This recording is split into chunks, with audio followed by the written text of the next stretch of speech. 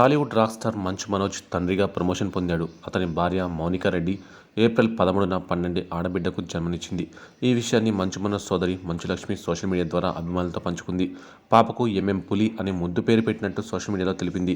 కాగా మౌనిక ప్రసవ సమయంలో మంచులక్ష్మి అన్ని దగ్గరుండి చూసుకున్నట్లు తెలుస్తోంది. ఆసుపత్రిలోనే ఉంటూ ప్రతిక్షణం మౌనికకు ధైర్యం చెబుతూ తోడుగా ఉంది. ప్రసవం అనంతరం మనోజ్, మౌనిక, లక్ష్మితో పాటు ఆసుపత్రి వైద్యులు దిగిన ఫోటో ఇప్పుడు నెట్టింట వైరల్ అవుతుంది. మంచు మనోజ్, మౌనికల ప్రేమ వివాహం గత ఏడాది మార్చిలో జరిగింది. ఈ పెళ్లి తన నివాసంలో దగ్గరుండి మరీ చేయించింది మంచులక్ష్మి. ఇప్పుడు కూడా మౌనిక డెలివరీ సమయంలో దగ్గరుండి మరీ అన్ని తానే చూసుకుంది. ఈ సందర్భంగా మరోసారి మినతగా మారినందుకు తెగ సంబరపడిపోయింది.